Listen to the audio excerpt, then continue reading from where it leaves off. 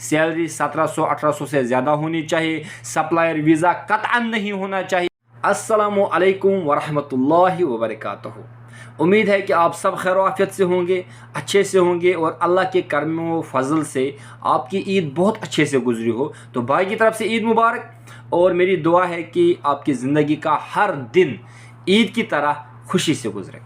तो मेरी जान, आज ये एक महीने के बाद वीडियो बना रहा हूँ आप लोगों के लिए, क्योंकि रमज़ान के महीने में बहुत कम टाइम मिलता है, काम बहुत ज़्यादा होता है। लेकिन रमज़ान के महीने में ही कुछ भाई कुछ बहनें ऐसी होती है जिन्होंने डिसाइड किया होता है कि यार हमें ईद के बाद काम के लिए जाना है, चाहे वो कोई भी कंट्री हो, वो सऊदी हो, दुबई हो, कुवैत हो, कतर हो, बहरीन हो, या कोई और कंट्री हो जिसके लिए आपने सोचा होता है। तो देखो, अगर ये वीडियो आपके काम की है तो आप ज़रूर देखें, या अगर आपके कांटेक्ट में कोई लोग हैं जिनको इस वीडियो से फ़ायदा हो सकता है तो प्लीज़ ये वीडियो उन तक पहुँचाएँ।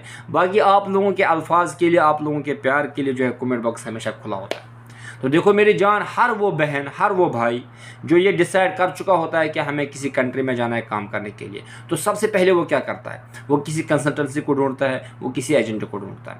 आपको करना क्या है, आप जिस भी एजेंट को कांटेक्ट करते हो या किसी भी कंसल्टेंसी पे जाते हो तो आप जाए, सबसे पहले वो आपको पासपोर्ट के लिए पूछता है कि आप अपना पासपोर्ट दीजिए। पासपोर्ट देने से पहले आप ये डिसाइड कर ले कि आपको किस कंट्री के लिए जाना है। फॉर एग्जांपल, अगर आप सऊदी के लिए आ रहे हैं तो उस एजेंट से, उस कंसल्टेंसी वाले से आप ये पहले कन्फर्म कर ले, आप ये बात उससे क्लियर कर ले कि आप मुझसे कितना सर्विस चार्जेस लोगे इस कंट्री को जाने के लिए, इस कंट्री के वीज़ा के लिए। पहली बात। दूसरी बात, जब आप उसे पासपोर्ट देते हो उसको उस टाइम ये भी क्लियर करें कि देखिए भाई, आप मेरे से ये सर्विस चार्ज लेते हैं। फॉर एग्जांपल, अगर आपने सूदी के लिए कहा तो वो आपको सूदी के लिए कहेगा 90,000, 95,000 इतना कह सकता है, या 1 लाख कहेगा तो 2,000 उसको ज़्यादा करके दो, लेकिन उससे ये क्लियर कर लो कि देखो भाई, जो आप मुझे वीज़ा दे दोगे वो सऊदी के लिए होना चाहिए, एम्प्लॉयमेंट वीज़ा होना चाहिए, कोई सप्लायर कंपनी नहीं होनी चाहिए, कोई फ्रॉड नहीं होना चाहिए। ये आप उसे फेस टू फेस बात करके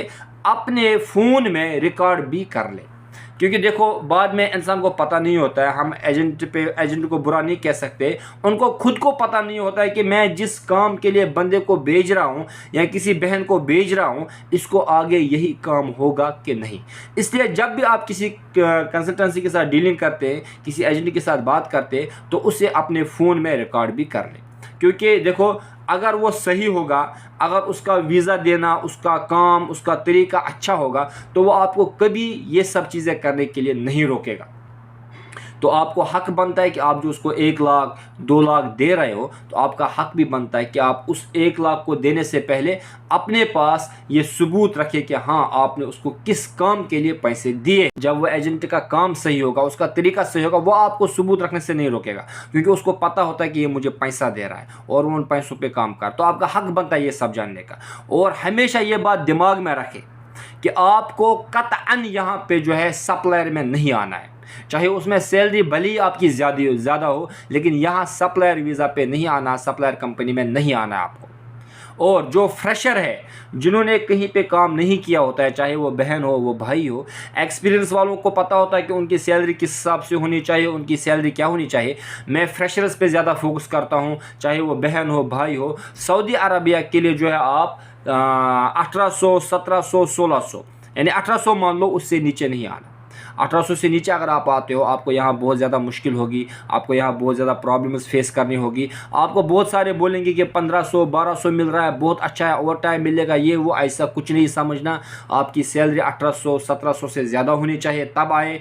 और इंटरव्यू के दौरान ये क्लियर कर लिया करें कि आपकी ड्यूटी आवर्स कितनी है, आपको वीकली डे ऑफ है कि नहीं, आपको फूड प्रोवाइडेड बाई कंपनी है कि नहीं। एक टाइम अक्सर कंपनी की तरफ से होता है, तो वो होना चाहिए। एक टाइम फूड कंपनी का होने के बाद आपकी सैलरी जो है 1700-1800 होनी चाहिए। अकोमोडेशन कंपनी की होनी चाहिए, ट्रांसपोर्ट कंपनी का होना चाहिए। तो ये सब चीज़ों को प्लीज़ वहीं पे क्लियर कर लिया करें। اپنے ایجنٹ کے سامنے، کیونکہ اس ٹائم آپ کشمیر میں ہی ہوتے ہیں۔ اگر آپ کو وہ اپنے لیے ٹھیک نہیں لگے گا تو مت آیا کرے میری جان، یہاں آپ آ کے آپ کیوں اپنے آپ کو تکلیف میں ڈالتے ہو اور گھر والوں کو بھی تکلیف میں ڈالتے ہو۔ تو ہمیشہ ان باتوں کا خیال رکھیں کہ آپ جب بھی کہیں کے لیے اپلائی کرتے ہیں، اپنے انٹرویو کے دوران اپنی ڈیوٹی ٹائمنگ پہ فوکس کرے، اپنی سیلری پہ فوکس کرے، فوڈ اکاموڈیشن اور ٹرانسپورٹ پہ فوکس کرے کہ وہ پرووائڈ بائی کمپنی ہونی چاہیے، اس پہ آنا ہی نہیں ہے۔ اور جو ہے آپ کو یہ بھی دیکھنا ہے اس کے ساتھ ساتھ کہ اپنے ایجنٹ کے ساتھ ڈیلنگ کے دوران ہر کسی بات کا ثبوت رکھیں۔ باقی بھائی سے جتنا ہوتا ہے میں آپ کو بولتا ہوں، اور جو لوگ مطلب غلط کہتے ہیں یا کچھ کہتے ہیں، مجھے ان سے فرق نہیں ہے۔ میں یہ چاہتا ہوں کہ میری کوئی بہن، میرا کوئی بھائی کسی مشکل میں نہ پڑے، اس کو کوئی مشکل فیس نہ کرنی پڑے، کیونکہ یہاں آ کے انسان کوئی مشکل فیس کرتا ہے تو میں سمجھتا ہوں یا یہاں رہنے والے سمجھتے ہیں کہ کیا حالات ہوتے ہیں۔